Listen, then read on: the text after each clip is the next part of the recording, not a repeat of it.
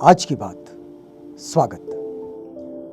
आप जानते हैं कि आज की बात में इस वक्त हम लोग तथागत बुद्ध के वचनों के आलोक से जो मार्गदर्शन हमारे जीवन के लिए आता है उसे हम अपने पक्ष में समझने का प्रयास करते हैं। और इसी कड़ी में हमने पिछली बार देखा कि सम्यक स्मृति का अभ्यास करने वाला जो व्यक्ति होता है, यानी कि जो कायानुपस्सना करता है, यानी कि अपनी काया को भीतर से और बाहर से पृथक रूप में देख लेता है, तो उसके कई तरह के लाभ उसके अपने ही जीवन में उसको अनुभव करने को मिलते हैं। और इसी कड़ी में अब देखिए कि तथागत क्या कहते हैं।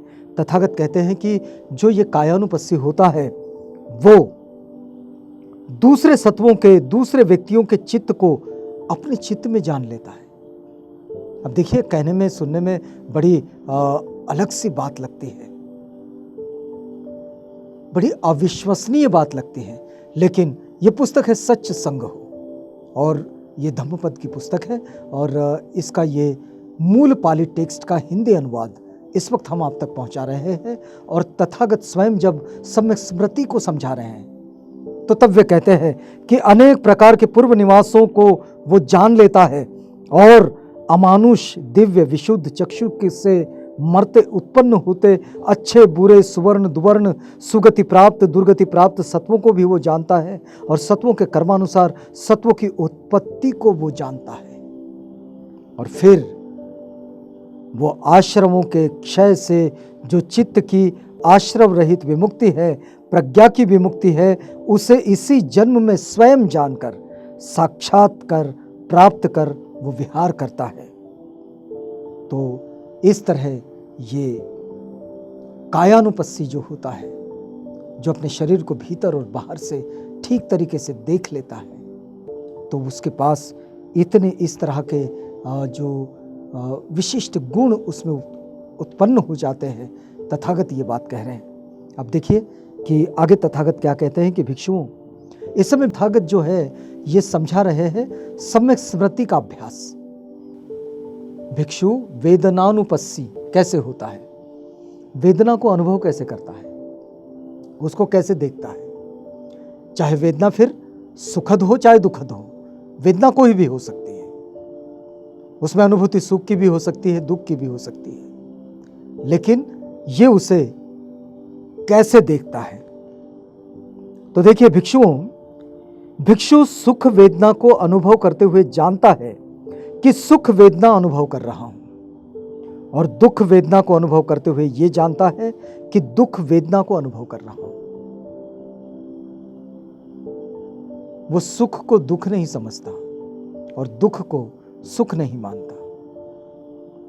अदुख असुख वेदना को अनुभव करते हुए जानता है कि अदुख असुख वेदना को अनुभव कर रहा हूं। कुछ वेदनाएं होती है लेकिन न्यूट्रल होती है, उससे ना आनंद होता है ना दुख होता है, कुछ भी नहीं, लेकिन वो वेदना होती है, महसूस की जाती है। भोग पदार्थ युक्त सुख वेदना को अनुभव करते हुए वो ये जानता है कि भोग पदार्थ युक्त सुख वेदना को अनुभव कर रहा हूं। और फिर भोग पदार्थ रहित सुख वेदना को अनुभव करते हुए वो ये जानता है कि भोग पदार्थ रहित सुख वेदना को अनुभव कर रहा हूं।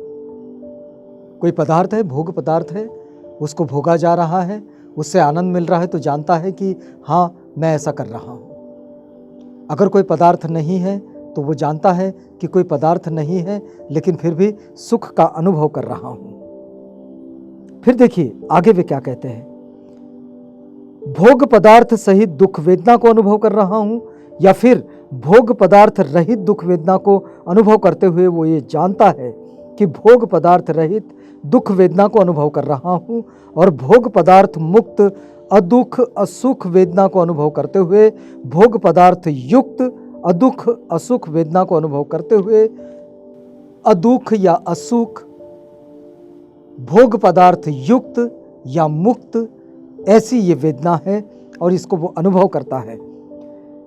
भोग पदार्थ रहित अदुख असुख वेदना को अनुभव करते हुए वो जानता है कि भोग पदार्थ रहित असुख अदुख वेदना को वो अनुभव करता है। और इस तरह इस प्रकार अपने अंदर की वेदनाओं में वेदनानुपस्सी होकर वो विहरता है, भीतर भी और बाहर भी। भीतर और बाहर की वेदनाओं में वेदनानुपस्सी होकर वो विहरता है। इन वेदनाओं को बड़ी ही संजीदगी से महसूस करता है कि हाँ, ऐसा घटित हो रहा है। वो जानता है, समझता है, उससे अगर दुख उत्पन्न हो रहा है तो दुख, उससे सुख उत्पन्न हो रहा है तो सुख, उससे अदुख असुख की संवेदना है तो वैसी ही। और फिर वेदनाओं में वय, वेदनाओं में समुदाय वय को देखता है और देखता है कि वेदना है करके इसकी स्मृति केवल ज्ञान और स्मृति बढ़ाने के लिए उपस्थित रहती है। वह अनाश्रित होकर विहरता है, लोक में किसी भी वस्तु को मैं या मेरा करके ग्रहण नहीं करता। और इस प्रकार ये वेदनाओं में भी वेदनानुपस्सी बनकर विहरता है। तथागत सिखाने समझाने की बात जो दे रहे हैं यहाँ पर, वो ये है कि हमने चीज़ों को, ये सिलसिला है चीज़ों का और ये अनित्य है,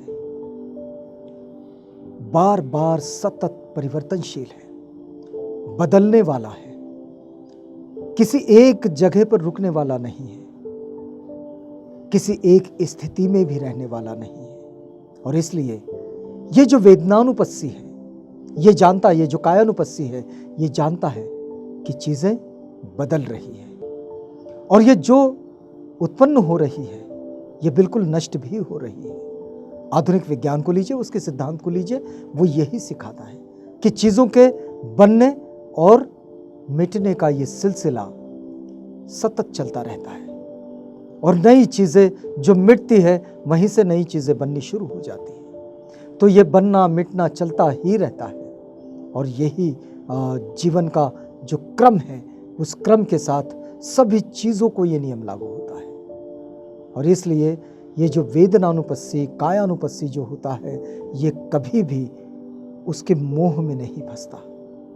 जो चीज़ उसके सामने आ रही है, चाहे वो वेदना सुखद हो चाहे दुखद हो, वो उस पर अपनी प्रतिक्रियाएं नहीं देता।